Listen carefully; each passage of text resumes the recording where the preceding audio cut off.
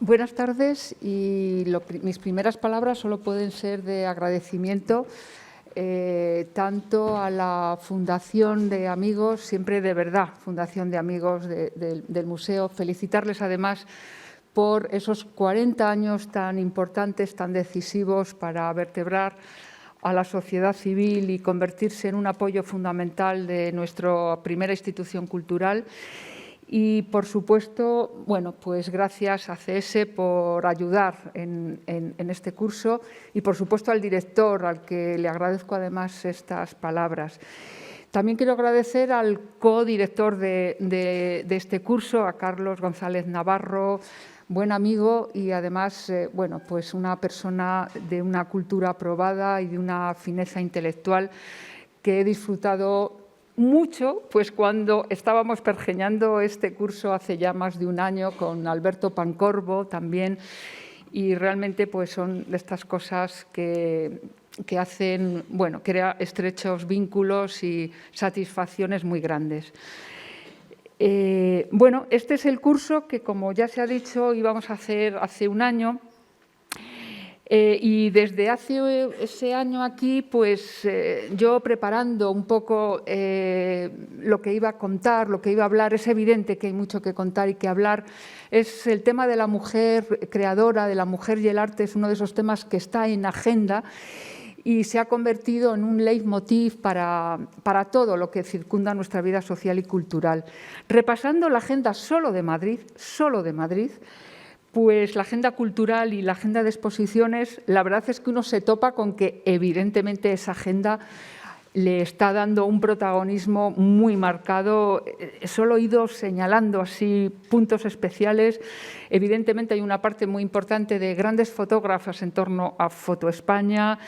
Bueno, y hay una serie de artistas importantes, como señalar a Charlotte Johansson, que está en una exposición ahora mismo en el Reina Sofía. Y además es una exposición muy interesante porque se liga con casi los inicios al menos en el siglo XVI, incluso los inicios mitológicos de cuáles eran las dedicaciones artísticas de las mujeres en torno primero a la costura. Yo creo que esto me lo puedo quitar, ¿verdad? ¿Autorizáis? Gracias. En torno al tejer, a la costura, al bordado y luego a esa creación. El segundo paso es atreverse a dibujar y atreverse a pintar, ¿no? Y eso lo recoge muy bien esta exposición del Reina Sofía y además recoge otra tradición muy importante de la historia de las mujeres artistas, que es la de esposa de o hija de, en este caso esposa de otro de los de uno de los pintores importantes suecos. Bueno, no voy a señalar cada una de las exposiciones, no viene a cuento, pero sí señalar cómo realmente inunda el mundo de las mujeres, las actividades culturales, las exposiciones que actualmente podemos ver, tanto como creadoras como en torno a figuras señeras. Este año que se conmemora el centenario de un personaje como Emilia Pardo Bazán, que se está recuperando, una escritora formidable, o aquellos asuntos temáticos que también dan vida a otras instituciones culturales, el Palacio de Liria, con una exposición en torno a varios objetos que pertenecieron a Eugenia de Montijo. Una grandísima exposición muy recomendable aquí enfrente del museo, que es la de Georgia O'Keeffe, una artista americana de larguísimo recorrido. Bueno, no las voy a señalar. Ya ha señalado el director del museo pues esos 3 hitos que realmente convirtieron, y creo que no es exagerado, al Museo del Prado en, bueno, pues avanzadilla de lo que acabo de enseñarles brevemente y coincidiendo además con, bueno, pues con un interés reforzado por la creación en femenino. Es verdad que España se incorporó más tarde a esas corrientes que, lideradas principalmente por mujeres del mundo anglosajón, americanas, inglesas, a finales, bueno, en torno a los años 70 comenzaron a hacerse preguntas sobre la creación femenina. Y bueno, en ese sentido siempre conviene recordar, aquí citar porque lo merecen, porque se convirtieron en hitos que trazaron un camino muy interesante, que evidentemente en muchos casos se ha incluso, no superado, pero que sí que se han abierto, hay bifurcaciones muy interesantes, pero sí que conviene citar, como siempre, a Linda Nochlin, Anne Sutherland, Harris, Eleanor Taft o Whitney Chadwick. Esto es en ese mundo anglosajón que a partir de exposiciones pues de los años, especialmente la del año 83, pues generaron, como digo, un camino realmente interesante. Con todo, insisto, el Museo del Prado, primero con la exposición dedicada a Clara Peters, una exposición pequeña, como no podía ser de otro modo, porque es una pintora flamenca con una producción muy pequeña. Más tarde, la exposición que yo tuve el gusto, realmente un gusto, porque fue un aprendizaje enorme en torno a dos pintoras de las que tengo que necesariamente que hablar, y voy a hablar mucho porque realmente, y como ya ha adelantado Miguel Falomir, señalan dos formas de entender la práctica de la pintura en torno a una finalidad muy distinta en ambas, porque ambas pertenecían a dos mundos distintos, a pesar de que están en un entorno cultural muy interesante en la Italia del siglo XVI, que realmente fue un mundo muy alentador para las mujeres. No en el sentido que podemos interpretar hoy, que podemos entender hoy, pero sí en un mundo de reivindicación de las mujeres que realmente posibilitó el protagonismo que tuvieron en su momento. Y luego, pues la exposición que ha cerrado más recientemente con un recorrido más largo después de haber estado pospuesta por la epidemia, que fue la exposición de invitadas, la exposición de Carlos González Navarro, que seguro que nos va a hablar de ella o en torno a ella, o algunos de sus muchas pensamientos en torno a una exposición que yo considero que fue realmente muy reveladora y que, a propósito fundamentalmente, aunque no solo de los fondos del Museo del Prado, nos brindó una mirada distinta en torno a un periodo muy distinto, un periodo cronológico muy distinto, pero realmente de enorme interés. Todo empezaría la ligazón, la figura que hizo que la exposición que yo pergeñé en torno a Sofonís Banguisola y Lavinia Fontana, pues es en torno a un personaje, a un dominico español, que aunque pasó mucha parte de su vida en Italia, Alfonso Chacón, bibliófilo, erudito, y un personaje que va a tratar cuando escribe en 1576 a una pintora que entonces estaba no comenzando, pero su carrera era todavía bastante incipiente, que es Lavinia Fontana. No la conoce, aunque tenía de ella, de su mano, cuatro pequeños retratos de cuatro personajes importantes de la vida cultural y universitaria de Bolonia, una ciudad que, a pesar de distar solo 150 kilómetros de Cremona, pues realmente es una ciudad cuya universidad, cuya propia política de gestión de Bolonia, vinculada por un lado a la segunda ciudad papal, pero al mismo tiempo gobernada por un legado papal, pero también por un grupo de prohombres de la ciudad, en los que descansaron luego una vida importante, la vida social religiosa. No hay que olvidar que es la ciudad donde se gesta, una de las primeras ciudades donde la contrarreforma, gracias al cardenal Paleotti, va a tener un papel muy importante. Y, como digo, la vida religiosa, social y cultural, la vida de representación,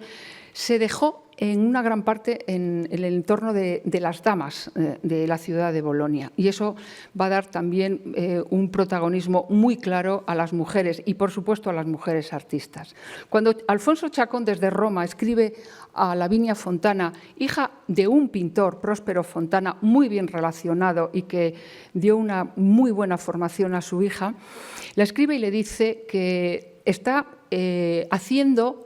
algo que tiene una larga tradición en el mundo italiano, en el mundo clásico, por otro lado, desde Plutarco, que es ir acumulando, ir haciéndose un elenco de hombres ilustres. La diferencia de Alfonso Chacón, y esto realmente es relevante también de cómo las cosas estaban cambiando en la Italia de ese momento, es que quería hacerse con 500 ejemplares, 500 imágenes en las que de forma paritaria quería hacerse tanto con hombres como con mujeres. Y esto es un cambio en el paradigma muy interesante, muy interesante. Lavinia le va a contestar casi un año después, cuando le envía este pequeño retrato firmado en el año 77. Y pongo además la firma porque me parece también muy significativo del relato que vamos a tener, ¿no? Le manda este ejemplar, en los cuales la pintora aparece ricamente vestida, como una dama boloñesa, y esto es también muy interesante. Aparece tocando una espineta, acompañada de una sirvienta que la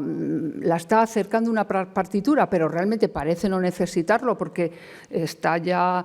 tocando el instrumento, y detrás de ese famoso fondo a lo Passarotti, que es el gran maestro de los retratos en la Bolonia de ese momento, pues nos ofrece una vista del Caballete. Ese Caballete junto a la ventana que está ofreciéndonos la cultura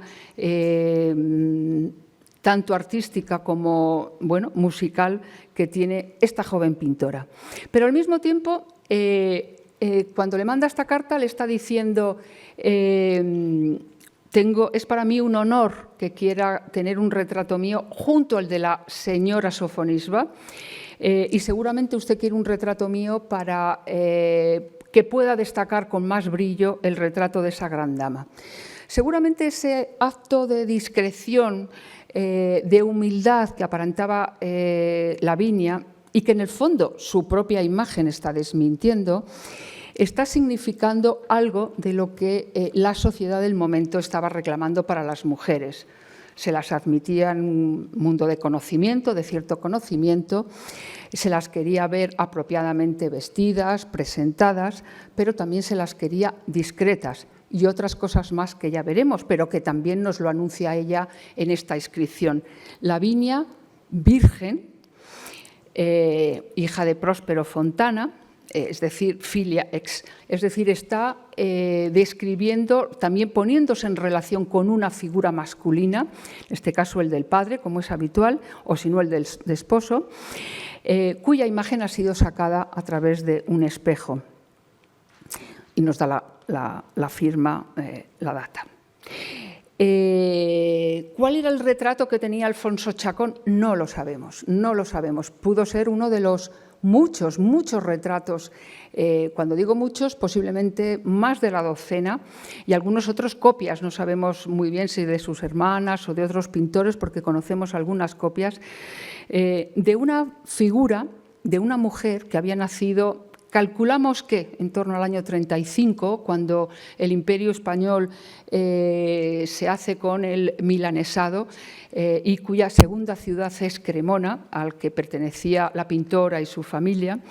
Realmente, pues circulaban como piezas realmente muy apreciadas pequeños retratos con la cabeza de esta joven pintora, de esta joven, más que pintora, de esta aristócrata de la pequeña nobleza de Cremona. Su familia no tenía un título concreto, si sus abuelos, ni unos bienes raíces en torno a ningún título. y realmente eso explica también la posición que bueno, pues, tiene el padre en torno a cómo debían educarse sus 5 hijas, solo tuvo un hijo varón. Pero en cualquier caso lo importante es circulaban los retratos de una joven pintora que ya los textos de la Cremona de su tiempo, cuando esta joven solo tiene en torno a 17, 18 años, ya la describen como una celebridad local. Y una celebridad local que se hace tan importante en todo Italia, al menos en el norte de Italia, que realmente pues, hay otras damas de la sociedad, de alta sociedad, que también poseían algún retrato o también les había llegado la fama. Una de ellas es este retrato, un retrato mediocre, posiblemente, bueno, se viene considerando seguidor de Tiziano, porque fue Tiziano el que se considera que fue maestro de esta joven que murió muy tempranamente, con 19 años, Irene de Spilimbergo, que en cierta medida está repitiendo el perfil de Sofonis Vanguisola. Pertenece a la buena sociedad de Venecia y, como nos va a decir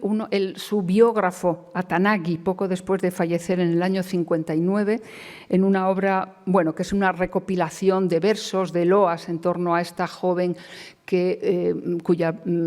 se frustró desgraciadamente su vida y su desarrollo artístico por su temprana muerte. Pero aparte de esa recopilación de textos de diversos autores, fundamentalmente italianos, donde él hace una loa de esta joven, pues señala algunas cuestiones que son interesantes para entender el contexto de estas mujeres aristócratas que se empiezan a introducir en el mundo del arte. Su familia, viendo la viveza de su ingenio, se la destinó enseguida, junto a otras muchachas, a la práctica de la aguja y del bordado, ejercicio que las damas están acostumbradas a practicar tanto para su ornato personal como para escapar del aburrimiento, que es el enemigo principal de su sexo. Pero en ese periodo le pareció a Irene que aprender a coser era un logro pequeño y no le bastaba para tener ocupados todos sus pensamientos. En consecuencia, se dedicó a leer y escribir. Es decir, este sería el segundo paso, leer y escribir, de lo que al poco tiempo obtuvo gran provecho. Pasó así, sin que nadie la recordara o la dirigiera, al estudio de muchos libros de lengua vulgar, progresando cada vez más en la comprensión de sus ideas. Sigue en un texto largo y ya nos indica cómo pasa a estudiar música y cómo, a través de una de las jóvenes del entorno de la muchacha, una de ellas llamada Campaspe, quien además de cantar pintaba de manera excelente, para ser mujer, nos dice Atanaghi, la introduce en el mundo del dibujo y de la pintura. Y su abuelo, porque se quedó huérfana muy pronto, pues finalmente consiguió que, a partir de la copia de algunos dibujos y algunas obras de Tiziano, se fuera introduciendo en el mundo de la pintura. No tenemos ninguna obra que haya sido reconocida de ella y es esta el único retrato que se viene considerando una efigie de esta joven artista frustrada por su temprana muerte y que, como digo, su perfil es muy parecido en cuanto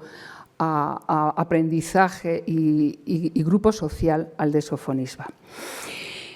Como digo, es este un momento de reivindicación de la mujer. Es una reivindicación muy pegada a los requerimientos de la época, en la que se van recogiendo, bueno, pues desde la historia natural de Plinio el Viejo, donde se va señalando algunos hitos de jóvenes que han ido practicando el arte de la pintura. Plinio el Viejo va señalando autoras como Timarete, Aristarete, Olimpia, Calipso, Helena de Egipto. Cora de Siallón, que se considera incluso la creadora de la pintura, porque cuando su amado va a la guerra silueteó su sombra en la pared y a partir de ahí permaneció el recuerdo de su amado. Bueno, pues como digo, hay una tradición en la que se van señalando algunos nombres y ya luego, pues a partir del siglo XIV, siglo XV y sobre todo el siglo XVI empiezan a aparecer pues elogios a las mujeres, normalmente basadas tanto en textos bíblicos, la patrística y luego grandes damas, reinas, princesas, figuras heroicas también del santoral por el que merecen ser recordadas e incluidas en esos elencos que se van formando con listados de mujeres importantes. Van apareciendo. El de la derecha, el libro abierto, es el libro de Boccaccio en torno a elogio de las mujeres, un libro que también va a tener una influencia fundamental y donde va a ir recogiendo esas tradiciones. Podríamos señalar muchos más, pero realmente el que va a señalar un camino, porque se convirtió en una guía de cortesanos que va a tener una larga tradición, hasta el siglo XVIII bien adentrado. Cuando uno lo lee, realmente es un libro que además tiene una lectura estupenda y yo a la derecha les he puesto una de las primeras traducciones que señala el éxito de esta obra de Castasar de Castiglione, el cortesano, que es precisamente una de las primeras que se produce además en España, ¿no? De Castellano de Bosán y que uno además puede buscar en Internet y lo puede leer tranquilamente. Realmente es un libro muy ameno y uno entiende, y especialmente los que amamos también la literatura de Jane Austen, a finales del siglo XVIII, principios del XIX, podemos ver que muchas de esas mujeres, ese perfil de la sociedad del momento, está describiendo exactamente el mismo mundo para el entorno femenino que en su libro segundo está describiendo Baltasar de Castiglione. Va dando una serie de... y que básicamente está recomendando la educación de la mujer para que sea la esposa perfecta. Es el mundo del matrimonio en el único que concibe esa sociedad cortesana del siglo XVI y realmente para ser un buen apoyo primero del padre y luego del esposo, pues se requiere que tenga una formación muy completa. Y cuando vemos para qué, es sobre todo para el entretenimiento cortesano. Que sepa danzar, que sepa algo de música, que sepa cantar adecuadamente, que sepa algo de letras, recitar poesía. Y básicamente es el perfil con el que vamos a ver cómo se retrata la propia Sofonisba. En este maravilloso ejemplar que se conserva en las colecciones de Spencer, pues estamos viendo que básicamente es la misma imagen que la que luego va a ofrecer Lavinia un poquito después, 15 años después. Es una imagen en la que pues, no aparece, por supuesto, digo por supuesto porque, a diferencia de Lavinia, Sofonisba va a ofrecer una imagen múltiple de su formación a través de muchos de esos retratos, pero básicamente es la misma imagen. Hay una diferencia fundamental y por eso yo decía que Lavinia desmentía en parte lo que decía Chacón en su carta, esa humildad pretendida en torno a ser comparada con la señora Sofonisba, porque realmente el lujo, el fasto boloñés, en el caso de Sofonisba, siempre pensó a la manera de lo que se recomendaba en la época, que era mejor el recato y un lujo muy contenido. Hay que citar que es muy probable que Sofonisba también tuviera conocimiento de una imagen un poquito anterior, de una pintora que nos va a señalar un camino muy importante, especialmente el mundo flamenco, el mundo del norte de Europa, pero sobre todo el mundo flamenco, va a generarse unas tradiciones importantes en torno a la mujer y gracias al estudio de las gildas y de los y de esos pant, que eran esos espacios abiertos en las ciudades de los Países Bajos, donde se ofrecían secciones para la exposición de obras de arte, pues aparecen en muchos casos nombres femeninos, a veces con el calificativo, o sea, con el adjetivo de viuda o mujer de pintor, y que vendían normalmente los productos salidos del taller del esposo. Es muy interesante porque hay crónicas en torno al mundo flamenco. Guarricini es uno muy importante que viaja a Amberes y que da unas referencias muy importantes, pero también del capitán Alonso Vázquez, y esto lo cito gracias a un artículo muy reciente de la doctora Ana Dieguez, en un artículo Pintoras flamencas en los siglos XVI y XVII, dentro de esta monografía que acaba de salir de las mujeres y las artes, mecenas, artistas, emprendedoras y coleccionistas, coordinada por Beatriz Blasco y otros profesores. Pues Ana Dieguez nos dice, nos recuerda, repite lo que el capitán Alonso Vázquez habla de estas mujeres flamencas. Dice: aunque beben, muy curioso, jamás se priven de su juicio, es decir, de aportar su opinión, y son sobrias y de ellas pende todo el gobierno de sus casas y familia, y sus tratos y contratos. Son diestras y prácticas en ello, y en escribir, leer y contar por cifra, que pocos hombres se las igualan, ni en el saber las 4 lenguas necesarias y que se acostumbran en estos países. Son en sus acciones como hombres y en la mayor parte de las cosas que a sus maridos les toca y conviene, porque además de ser las que tratan en la mercaduría y gobierno de sus haciendas, casa y familia. Es decir,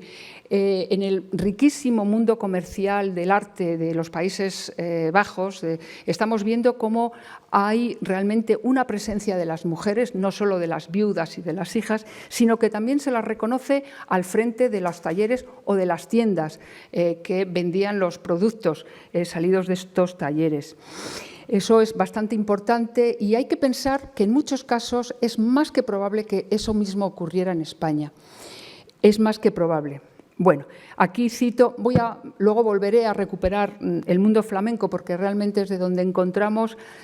bastantes citas, entre otras cuestiones porque lo que nos dice el capitán Vázquez es que sabían leer y escribir, una diferencia fundamental con muchas de las mujeres que en la península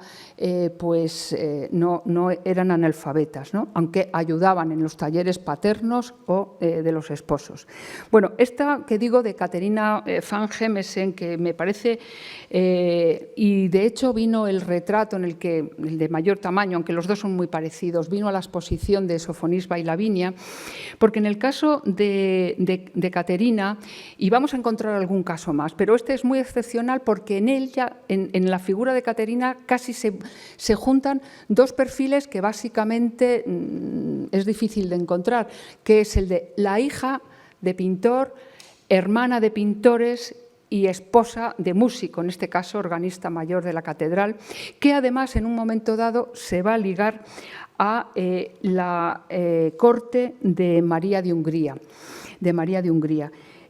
con la que va a venir en el año 48 a España, cuando regresa a la península María de Hungría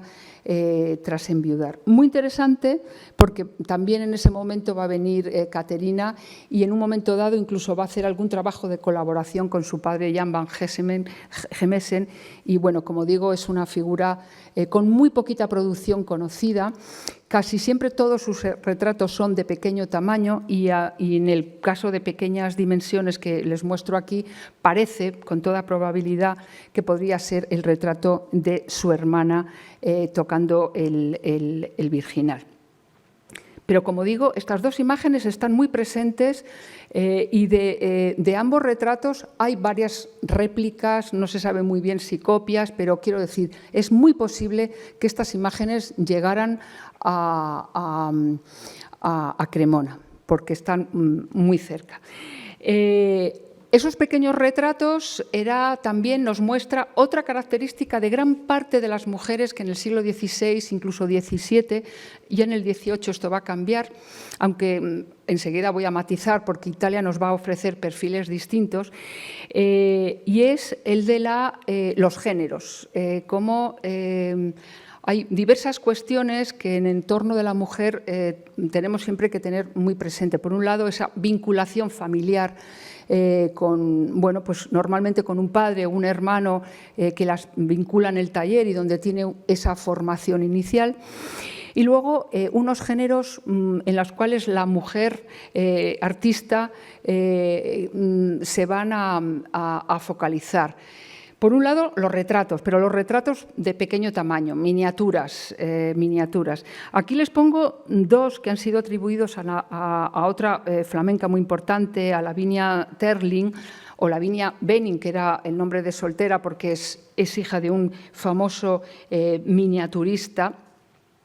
Y que es una artista que se forma con su padre, que era, como digo, pintor de miniaturas, y es una mujer que en un momento dado se traslada a la corte de Enrique VIII y donde va a permanecer el resto de su vida. Después de Enrique VIII estuvo trabajando como autora de pequeños retratos también para María I, para Isabel I, y parece que fue una mujer muy valorada y con Isabel I de Inglaterra alcanzó el título de pintora real, que eso también es una novedad muy importante, ser pintora real, un título que realmente casi podemos decir que es la primera en alcanzarlo. Desgraciadamente se supone que la mayoría de sus pequeñas miniaturas se perecieron en el incendio de 1698 del Palacio de Whitehall en Londres y realmente pues no tenemos más información de ella. En 1983 se hizo una exposición en Londres donde se trató de hacer una serie de atribuciones. Yo les traigo estas dos, que son las que pues han tenido como más fortuna. A mí me parece que técnicamente son un poco distintas, pero tampoco sabemos si tuvo una evolución. Pero este es el tipo de retrato que se supone al que se puede vincular a esta importante y reconocida pintora. Un caso parecido de mujer que pudo ser, de Clara Peters, a la que se le dedicó hace unos poquitos años mi compañero Alejandro Vergara una exposición monográfica, pues realmente es una mujer de la que se desconoce prácticamente toda la documentación seria. Se la vincula a Amberes y este es el dato más, más razonable. Y tiene una producción pues, muy cercana a otros bodegonistas, porque este es otro de los géneros. Y Terlich pues, está vinculada al pequeño retrato. En el caso, otra de las características de los géneros habituales para las mujeres era o flores o pintura de bodegón. Hay que tener en cuenta, además, que en la jerarquización de los géneros en la Edad Moderna, sabemos bien que los géneros importantes se consideraban que era la pintura de historia, tanto religiosa como mitológica, porque era donde la invención, es decir, la capacidad para trazar un relato, colocar varias figuras en espacios, en perspectivas, eso generaba la necesidad de tener una cabeza que iba más allá de la mera copia. Y era en ese espacio donde se consideraba que las mujeres ya la capacidad para la invención era un tema que parece que no se reconocía básicamente. Y de hecho, pues el que se dedicaran a ser fieles traductoras de la realidad visible, pues pequeños retratos, flores o naturalezas muertas, pues era una cosa que se podía reconocer, pero que no había un más allá en estas mujeres. Caso de Clara Peters, pues parece que lo cumple fielmente. En la exposición también vino este ejemplar, donde vemos, por ejemplo, algunos problemas a la hora de entender la anatomía, algo que, por otro lado, tenía bastante lógica, porque requería ya unos estudios, un conocimiento del desnudo, que incluso en muchos casos, algunos tratadistas consideraban indecoroso para las mentes más débiles de las mujeres. Curiosamente, firmaba de una manera que ya se llamó la atención en la exposición, y es una forma de aparecer, de presentarse en sociedad, que realmente es muy interesante. Esta forma soterrada, esta forma de ir a buscarla, casi es una metáfora del trabajo que hay que hacer a veces cuando estamos tratando de trazar la historia de las mujeres artistas. Y esta jarra de peltre en la cual estamos, bueno, pues la pintora en una imagen múltiple, por otro lado, se autorrepresentó, pues es una forma de firma muy interesante. Bueno, otras pintoras, estos son dos ejemplos del Museo del Prado, que se dedicaron en momentos, estos son obras del siglo básicamente XVII y ya casi XVIII, que son pues este género de las flores que es muy característico. Si volvemos a Sofonisba, ¿qué es lo que cambió? Sofonisba cambió el perfil y lo cambió de una forma pues muy potente, generando ya una fórmula de respetabilidad para el resto de mujeres que se van a dedicar a la práctica de la pintura, que fue enormemente interesante. Como digo, ella, a diferencia de Lavinia, que buscó en una sola imagen representar dos aspectos fundamentales de su importante formación artística, Sofonisba fue haciendo hallazgos, mostrando, pues, para empezar, esas características que yo les decía que tanto Baltasar de Castiglione o la sociedad del momento requería para las mujeres, bueno, pues aspecto de humildad, decoro, discreción, belleza, por supuesto, algo que siempre se reconoció a Sofonisba, y va ofreciendo pues esa panoplia de posibilidades diversas que la convirtieron, bueno, pues sus retratos eran piezas enormemente requeridas, ¿no? Sabemos, parece que el retrato que pudo ver Irene de Spilimbergo en Venecia es un retrato que luego fue enviado a Felipe II. Un pequeño retrato de Sofonisba Anguissola, del que no tenemos más dato que esa apreciación. El retrato que vio Spilimbergo es el mismo que luego se envió a Felipe II. Curioso. Además de esos autorretratos, donde la pintora formada, además gracias a la posición de decurione de la ciudad, uno de los cargos en los que se basaba el gobierno de Cremona, muy vinculado, por supuesto, a España, porque ya dependía el gobierno de España, le permitió al padre estar muy en contacto con los principales pintores y artistas que bien trabajaban o tenían pretensiones de trabajar en los principales hitos urbanos de la ciudad, desde la Catedral de San Petronio y otras iglesias importantes. Y eso hizo que tanto la primera de sus hijas, acompañada de Elena, la segunda, lógicamente para que no hubiera ninguna sospecha sobre la respetabilidad y el honor de ninguna de las jóvenes, la formó tempranamente. Realmente, si hay una figura, siempre vamos a encontrar que casi todas las mujeres de la edad moderna están siempre vinculadas, como digo, a un padre, a un esposo, a un hermano. Pero realmente si hay algo que da un salto adelante, seguramente por necesidad, por entender que por la condición social de la que provenían necesitaba bueno, pues situar muy bien a estas jóvenes que no podían ejercer un trabajo manual, y realmente pues el padre las permitió formarse con dos pintores importantes que están en la ciudad, Bernardino Gatti y Bernardino Campi, y ahí empiezan a destacar, sobre todo Sofonisba. Luego todas las hermanas, es muy curioso porque podríamos hablar de todas las hermanas pasando por ese canon formativo del que realmente la que tuvo un éxito enorme fue la mayor de ellas, Sofonisba, pero bueno. Al mismo tiempo que tiene esa formación, tiene ese refrendo por parte de los primeros principales autores que están trabajando, describiendo pues los personajes egregios de Cremona, el padre está haciendo una campaña de promoción de la mayor de sus hijas realmente importante, realmente importante. Envía primero el dibujo que está en mejores condiciones, que es el de esa joven enseñando a escribir a una criada de la casa, una de las hermanas de Sofonisba, esos rasgos inconfundibles, hace que llegue ese dibujo hasta Miguel Ángel a Roma, y a partir de ahí Miguel Ángel se interesa y pide que sea capaz de plasmar el sentimiento contrario, el del llanto. Esto eran pruebas de fuego para una mujer, porque era mucho más allá que saber representar de forma veraz un objeto que se ve. Era presentar sentimientos, estados de ánimo, y eso era una categoría superior. Y realmente quedó muy complacido. Sofonisba también practicó un género en el que casi fue una innovadora, que es el de, a partir de los retratos familiares, ir describiendo unos interiores, unas escenas familiares realmente muy importantes, muy entrañables. Bueno, aquí podríamos hablar de cada uno. Tengo para mí que esta es la obra cumbre que hizo Sofonisba desde el punto de vista pictórico. Es un cuadro sin terminar, seguramente sin terminar, porque cuando estaba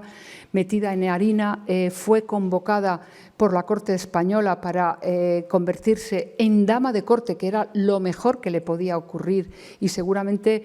fue el triunfo social y personal de su padre y de ella misma, por supuesto. Y realmente pues, este cuadro ya traza pues, esos estados de ánimo, esa capacidad de pintar, recogiendo las mejores tradiciones a lo Correggio y de otros maestros de la época. Pero realmente triunfó, pero triunfó en lo que se pretendía que triunfara, llegar a la corte española, a la corte de la que dependía Cremona, y ahí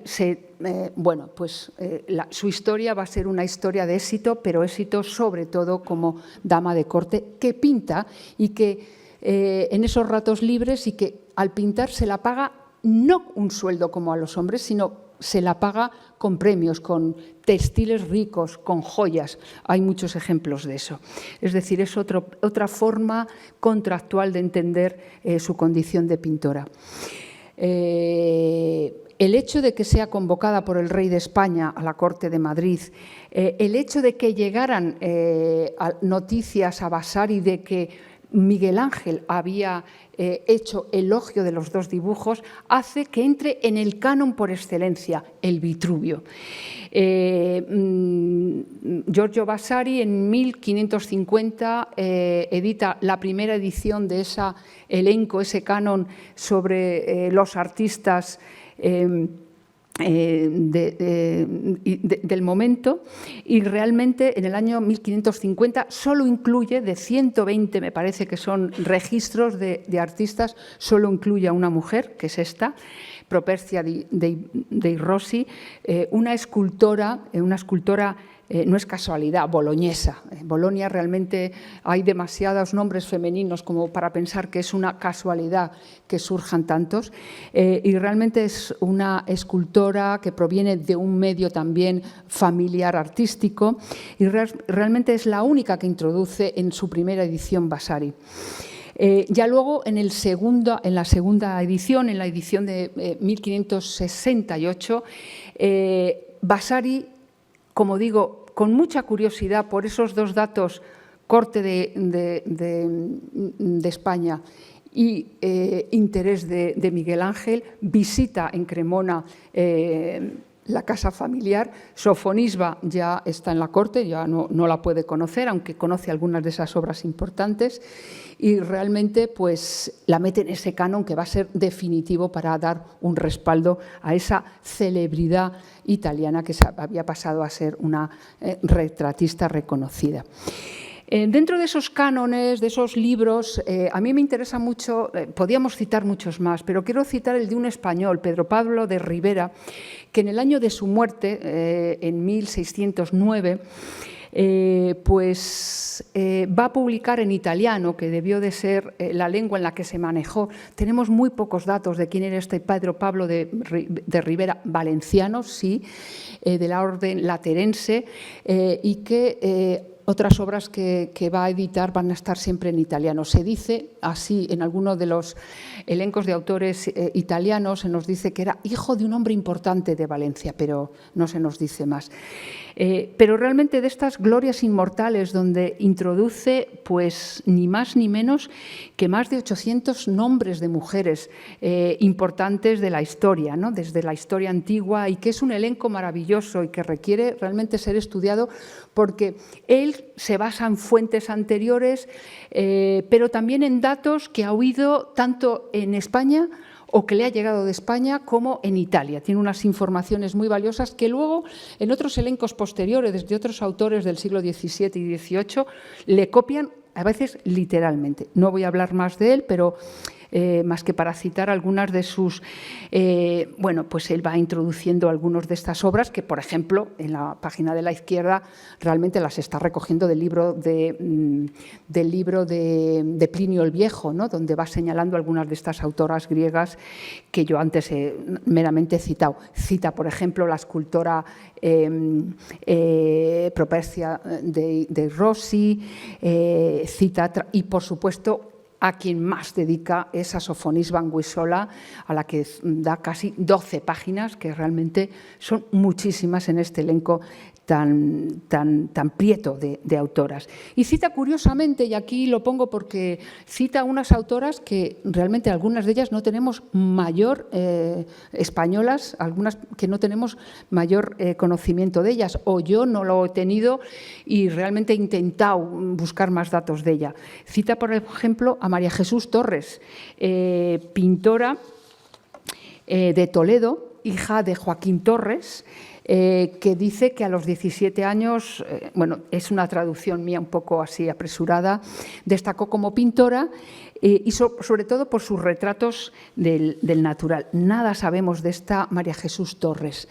Cita, a esta sí tenemos un poquito más de información, porque luego incluso Lope de Vega la va a citar y reconociendo su valía como retratista, y algún otro autor. Cita a doña Isabel Coello, entendemos Isabel Sánchez Coello, hija del gran retratista de Felipe II, y aquí, bueno, excelente retratista, versada en música, es decir, un perfil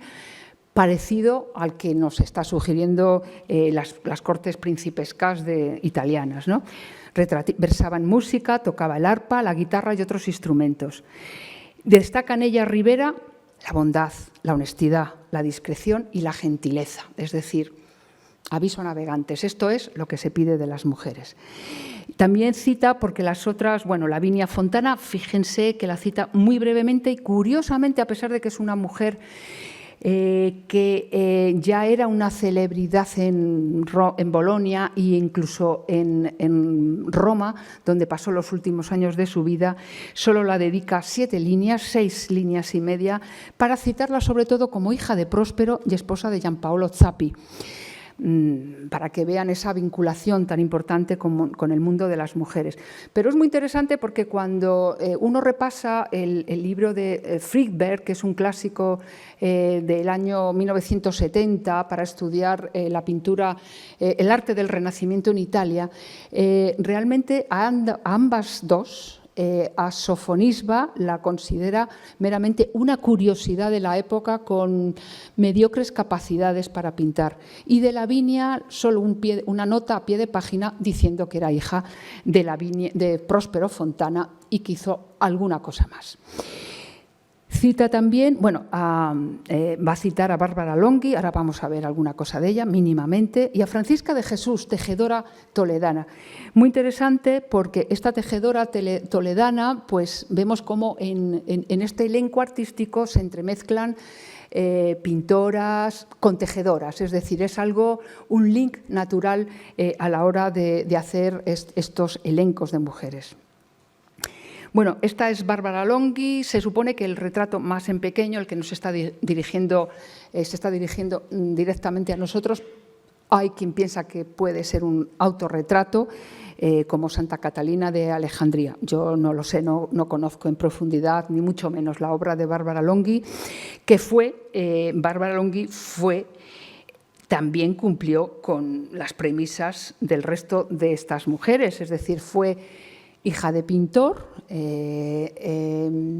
Luca Longhi, hermana de pintor, y tuvo una producción muy, muy pequeña, o es la que nos ha llegado hasta nosotros, porque hay muy poquitas cosas firmadas de ellas. Y normalmente se mueve en obras de carácter mariano, pequeñas obras devocionales, que es otro de los géneros que parecía adecuado para el mundo de las mujeres. Sobresale a mi forma de ver esta dama con unicornio, porque realmente es un tema un poco distinto de los que las mujeres normalmente trazaban. Y esto lo traigo como anécdota, pero en este mundo ahora frenético, en esta carrera frenética por tratar de recuperar obras de estas pintoras que empiezan a valer muchísimo en el mercado internacional, pues nos encontramos como una creación de esta composición de la Virgen de la Leche o la Virgen del Niño. Podría haber traído otras dos más, al menos he ido recopilando. ¿Por qué? Pues porque depende los intereses y los autores. Incluso podría ser que una sea de Bárbara Longhi y otra sea de Sofonis Banguissola. Con atribución a Sofonis Banguissola habría otras dos más, aunque ahí también, como digo, se discute, pero es muy curioso porque quizá no es que estén equivocados los dos están sin firmar, sino sencillamente como una parte del aprendizaje de las mujeres y hombres también, porque los jóvenes que entraban en los talleres de otros maestros, pues realmente una parte fundamental se basaba en la copia de sus maestros. Bueno, pero esto lo traigo un poco casi como anécdota, porque nos encontramos como, una está en el mercado madrileño, otra está en una casa importante, la de Robert Simon, con una atribución, no es la misma obra, son dos distintas. Realmente la producción donde destaca Sofonisba es como retratista, una retratista inmensa, sobre todo en Cremona, en España. Es una artista que se adapta a la fórmula del retrato cortesano, pero no me interesa destacar esto ahora ni aburrirles más con Sofonisba. Su regreso a Italia es una vida larguísima donde pues va a tener sobre todo dos matrimonios con una historia personal muy apasionante, muy de novela, y de hecho Sofonisba es materia de varias novelas y varias interpretaciones sobre su figura. Y como digo, sigue siendo un mito que a veces su apasionante vida pues se trata también de trazar a través de atribuciones pictóricas pues de lo más curioso. Pero bueno, de lo que sabemos seguro de su regreso a Italia es, como digo, como pintora, nos la sitúa como una artista que sabemos que hace retratos, aunque no nos haya llegado ninguno, sabemos sobre todo que hace algunas obras devocionales de pequeño formato y lo que hace en Génova, que es donde va a vivir una gran parte de su vida, excepto los últimos 15 años que regresa a Palermo, que fue la ciudad de su primer esposo, son obras vinculadas al gran maestro de Génova, que es Luca Cambiaso. Y en muchos casos son o copias o derivaciones. Es decir, que ahí se vuelve a comportar como muchas de esas mujeres que están haciendo copias de obras devocionales. En el libro, en la recopilación de Pedro Pablo Rivera, también señala a una artista que es esta Marietta Robusti, hija de Tintoretto, de la que en el Prado se le atribuye esta obra también, este retrato de dama, muy en la línea de los retratos de damas venecianas que tanto Tiziano como otros artistas venecianos están haciendo en ese momento. Pero bueno, esto me interesa también porque sí es cierto que es, como se viene suponiendo, el autorretrato de Marietta, pues la vemos cómo está retratándose como vestidas como una dama y además nuevamente con un instrumento musical refrendando esa formación múltiple que estas mujeres tienen en la época. Como he dicho antes, donde a veces nos encontramos a veces no, generalmente nos estamos encontrando con muchísimos más datos en torno a las figuras de estas mujeres, pero nuevamente volvemos a ver perfiles muy parecidos por su vinculación, bien con su formación inicial con el padre, luego esos matrimonios de sagas artísticas donde van consolidando pues esos lazos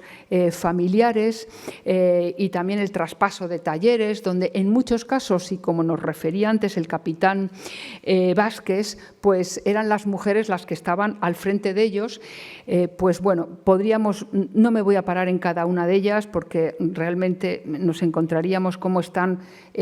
pues repitiendo pues esas fórmulas de los talleres. Sí que quiero pararme mínimamente a señalar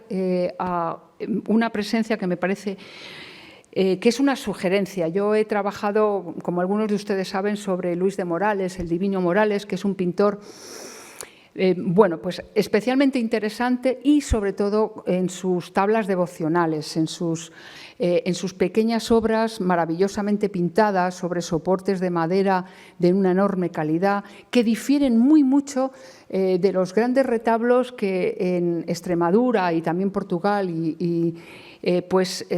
van a convertirle en el gran maestro durante más de 50 años, trabajando por toda esa zona de la península. Pero es muy interesante porque sabemos que tuvo varios hijos, hijas también, y sabemos que en esa fórmula que está muy bien descrita y cada vez mejor conocida en el norte de Europa, en los Países Bajos, pero que cuando vamos ahondando en el mundo español también nos podemos encontrar con las mismas maneras,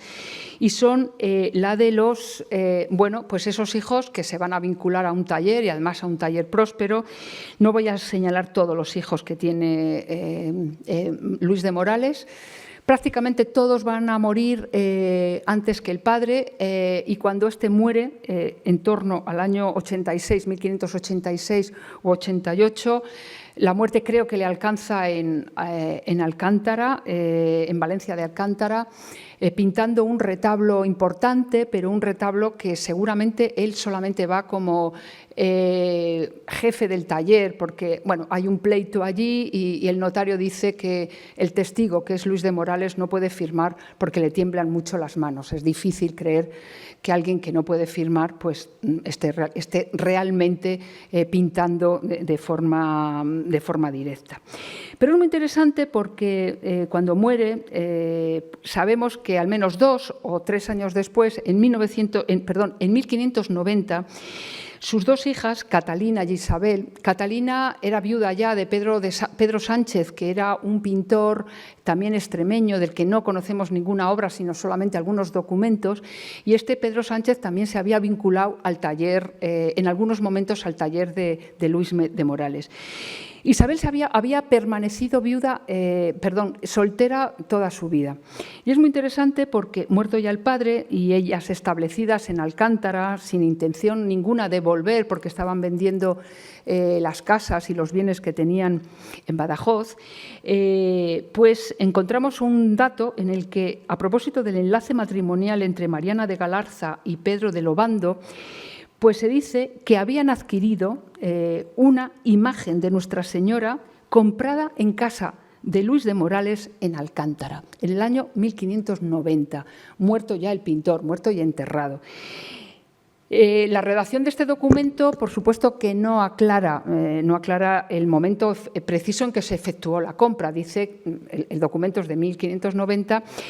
pero es posible que fuera ese mismo año y es muy posible. Está claro que las dos hijas del pintor estaban vendiendo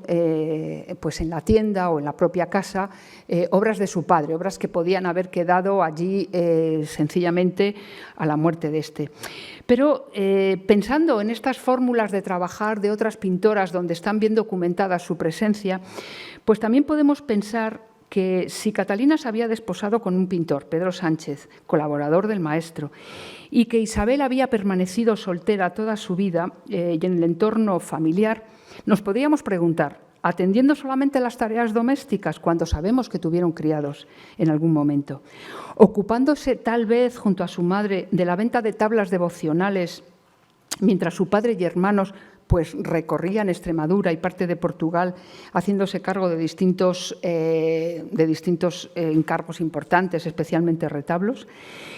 pues cabe pensar que, ¿por qué no? Y pues estas mujeres tenían algunas tareas en el taller. Podían ser tareas pues como aquella que nos contaba el capitán Vázquez, sencillamente administrando los bienes y la tienda, pero también podían hacer tareas pues directamente vinculadas a la creación artística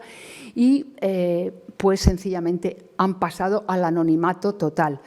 Esa virgen que nos dice que compra Obando para ese matrimonio, no sabemos cuál es, no nos dice más que era una imagen de la Virgen. Pudo ser algunas de estas célebres pinturas. Aquí les muestro, pues bueno, una la de la colección Villarmir y la otra la que se conserva en el Museo San Carlos de México. Pero bueno, tenemos que pensar con estos pocos datos y sobre todo con ese documento de 1590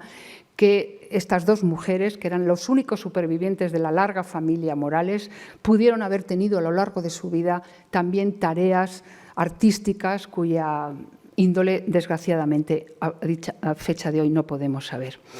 Bueno, estos retratos que vinculan a estas dos pintoras, estos dos perfiles distintos, ¿qué diferencia el retrato, el otro autorretrato que tenemos de Lavinia de 2 años después, en el que ya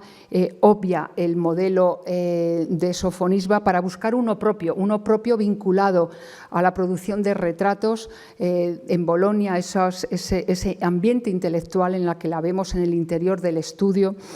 dibujando con una serie de esculturas, una serie de modelos que nos recuerda otros trabajos de otros pintores de ese mismo entorno. Es decir, ella se vincula ya estrechamente con la práctica artística. Porque si algo, y es lo que tenemos que destacar de Lavinia como un perfil que, iniciándose en el mundo de la pintura con el modelo de Sofonisba Anguissola, esa mujer que no desarrolló una carrera artística porque lo que desarrolló es una carrera social, pues realmente Lavinia va a ser la primera mujer que se va a poner al frente, al menos documentalmente, al frente de un taller propio, toda vez que vinculada primero a su padre, a Próspero, el que le introduce,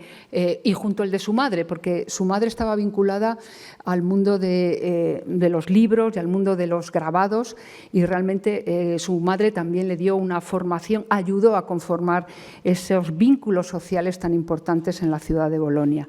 Vemos más obras de ellas en las cuales estamos viendo cómo se mete a hacer toda esa pues esa relación de retratos. Bueno, vemos uno de su padre. A mí me parece que Lavinia supera con creces, a pesar de lo que dijo Friedberg, que la convirtió en una mera nota a pie de página. Realmente, como retratista, seguramente no tenía la hondura emocional que tuvo el Sofonisba Anguissola, pero sí que supo perfectamente vincularse a lo que la sociedad de la época tuvo. Sí es verdad que es así, yo tengo mis dudas, aunque bueno, este es un cobre muy pequeño, delicioso, en el que puede ser que fuera, desde luego, pudiera ser el retrato de Sofonisba, un retrato nupcial, el vestido rojo así nos lo anuncia, con su esposo, con Giampaolo Zappi. Sabemos que esto fue un matrimonio concertado y aquí demuestra nuevamente la inteligencia de un padre. Si Amílcare Anguissola lo tuvo para la formación de sus hijas y la carrera promocional de la mayor de ellas, Próspero Fontana lo tuvo para entender que su única hija, tuvo otra que murió poco después de casarse sin descendencia, quiso dejarla al frente de un taller muy importante en la ciudad de Bolonia. Y realmente era sabedor de que el respaldo de una figura masculina era fundamental a la hora de vertebrar la vida profesional de su hija. Y le casó con alguien que debió de ser, bueno, pues una excelente persona, también con buenos vínculos familiares y un pintor más que discreto, que sin embargo fue el que se convirtió en ayudante de su esposa y también un poco el que la representó como era necesario legalmente en su larga vida profesional. Tuvo vínculos con todas las mejores familias de Bolonia a la que retrató, y realmente pues de una forma realmente importante, y sobre todas las cosas dando protagonismo. Realmente sabemos que algunas de estas familias, como la Gozzani, que es la que acabo de mostrarles, pues fueron padrinos de la larga, llegó a tener 11 hijos, y realmente tener una vida profesional y al mismo tiempo una parentela tan larga. Bien es cierto que muchos de sus hijos murieron tempranamente, pero realmente la convirtió en una figura importantísima y una figura profesional que, a diferencia de lo que hemos visto hasta ahora, practicó todos los géneros: paisajes, pintura mitológica, cuadros de gran formato para iglesias, por supuesto un montón de retratos, miniaturas, y algo que la convierte también en pionera, la pintura mitológica y el desnudo. Aquí les traigo una imagen de la exposición con 2 deliciosos cobres y uno de los pocos ejemplares que se conservan en España, que es esta obra de Palacio de Liria, que realmente es una obra extraordinaria, porque no solamente son 2 desnudos, sino que además la forma de afrontar de una forma muy osada una representación como es esta de Venus y Marte. Acabó sus días en Roma y realmente, bueno, quería destacar esta obra porque es realmente una obra también muy interesante y que la vincula, nos explica por qué tuvo las mujeres de Bolonia, luego en Roma también, esa preferencia por buscar el pincel de Lavinia, porque supo reflejar cosas que realmente hasta ese momento nadie había reflejado. Esto parece una instantánea fotográfica en la cual estamos viendo el momento final del arreglo de una novia antes de salir a casarse. Vemos cómo las está colocando, bueno, pues esas 4 damas que visten igual, siguiendo la moda española con adaptaciones romanas, pero realmente una obra en la que nos refleja ese mundo femenino que también representó Lavinia. Yo antes decía que Bolonia no era nada casual, y esa importancia que el mundo de las mujeres tuvo en la ciudad pues explica otras presencias importantes. Ya por la hora que es, solo voy a citar Elisabetta Sirani, que tuvo, bueno, pues una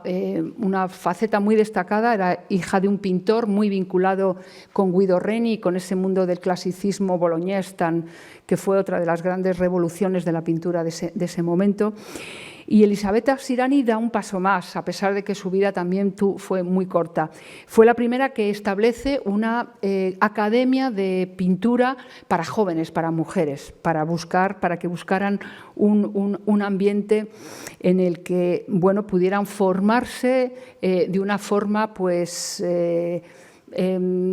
pertinente en la época. Otra de las pintoras realmente de una boloñesa también, de una producción muy pequeña y una pintora exquisita, es Ginebra Cantofoli, de la que tenemos, bueno, pues algunos dibujos espléndidos y algunas cabezas realmente importantes. Cuando Elisabetta Sirani decide hacer esa academia, pues casi se está adelantando a ese desastre personal que fue una pintora como Artemisa Gentileschi. Digo desastre personal porque, aunque se forma con su padre, pues realmente todos sabemos esa historia realmente tremenda, vinculada a un abuso sexual vivido en el taller, y que realmente tuvo el coraje de denunciarlo públicamente, y sabemos que fue realmente una historia muy trágica para ella. Pero hay otras mujeres importantes que en ese mismo periodo, en Roma, por ejemplo, una pintora que cada vez está teniendo un auge mayor y que tiene también ese perfil, hija de arquitecto y músico y hermana también de pintor. En este caso es Plautina Bricci, que la vemos trabajando como arquitecta, haciendo la capilla, diseñando la capilla, una de las capillas de San Luigi dei Francesi en Roma, o pintando cuadros de gran formato. Es decir, ya estamos en el siglo XVII y realmente los condicionantes, empieza a haber un desarrollo mayor. Y en el mundo flamenco pues nos encontramos también con, metiéndonos en el siglo XVII, con una riqueza de fórmulas artísticas para las mujeres, aunque siguen estando vinculadas, en este caso una una artista bastante importante como es Gertrudis van Ven, hija de Otto van Ven, y del que conocemos un retrato que le realiza su propia hija. Y aparece también en un elenco de estampas como una mujer sobresaliente. Isabella Franken, que hace también escenas muy parecidas a las de su padre. Y una de las pintoras con la que básicamente voy a terminar, que es, a mi forma de ver, otra de las mujeres profesionales ya al frente de un taller, que es Michalina Bauter, que es a la que se le dedicó hace muy poquito tiempo, creo que recordar en el año 18, una exposición monográfica con un catálogo realmente extraordinario. Y en el que, bueno, pues nos vamos a encontrar con una pintora realmente que ya va a atreverse también con todos los géneros y que su pintura, en muchos casos está firmada, en otros casos no, ya ha pasado por distintas atribuciones, todas ellas muy sobresalientes. Ahora, hace poco en Christie's, me parece, en el catálogo veíamos un par de cabezas formidables de ella. Solo pongo aquí, bueno, una de sus obras realmente importantes que se custodia en Amberes, esta de Santa Inés y Santa Dorotea, en la que la vemos, bueno, pues absolutamente vinculada a ese mundo flamenco con una potencia creadora importantísima, y un retrato que está en Madrid, una obra que está en Madrid y que precisamente hasta hace muy poquito, en que salió un artículo y se presentó en la exposición precisamente que la dedicaron a esta artista, pues se le consideraba una obra de Martín Cabezalero, un pintor sobresaliente español, pero que vemos aquí, bueno, por comparación, no les voy a explicar, pero bueno, está perfectamente descrito por comparación con otras obras de la pintora, este magnífico retrato que está en el Museo Lázaro Galdiano. Ya termino. La fama de Sofonisba, a pesar de que, como les digo, en los 50 años después de su retorno a Italia, pues realmente nos dejan una perspectiva de su labor como pintora que a fecha de hoy es muy escasa. Sabemos que tuvo una vida social bastante interesante, que fue muy respetada, muy valorada. Y un año antes de morir, en el año 25, no sabemos si con 90 años o en torno a, porque como digo, no tenemos muy clara la fecha de su nacimiento, pues todavía alguien vinculado a la corte de España, como era el virrey, que era hijo de Isabel Clara Eugenia, pues seguramente cuando le visitan Tom van Dyck para hacerle algún retrato soberbio y para hacer algunos encargos en Sicilia, alguien le debió de recordar que estaba esa vieja pintora, esa vieja dama que estaba en la ciudad de Palermo, y Van Dyck la visitó en una tarde de la que tenemos recuerdo gracias a esta pintura, posiblemente recortada, y ese dibujo, ese boceto que junto a una descripción en italiano, en el bello italiano que usaba Van Dyck, nos recuerda esas horas que pasó con la pintora,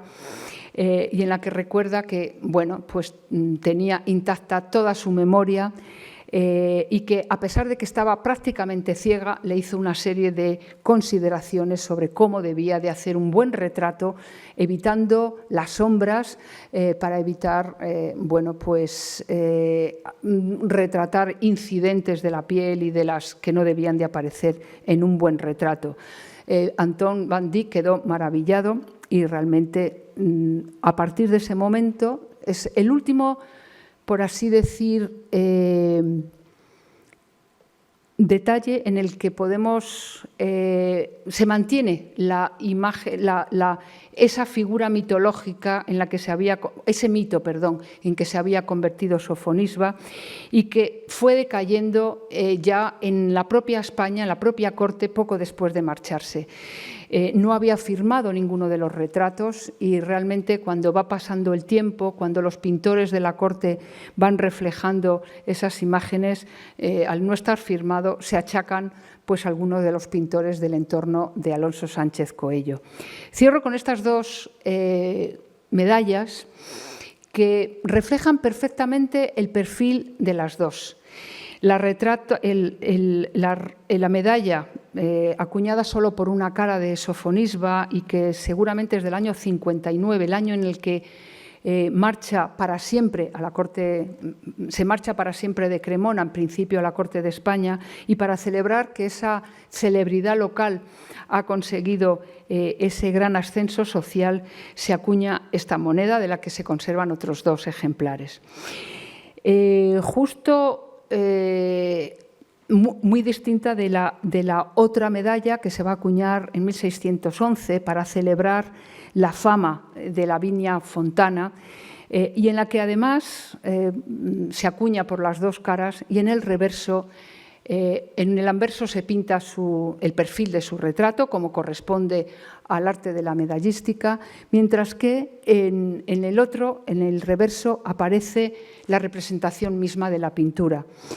Es decir, se la reconoce ya como lo que fue, como una pintora. La medalla de Cremona la reconocía como lo que quiso ser y como de lo que se valió siempre, a pesar de que la acompañó una enorme fama. Fue su condición de dama, una dama de Cremona. Muchísimas gracias.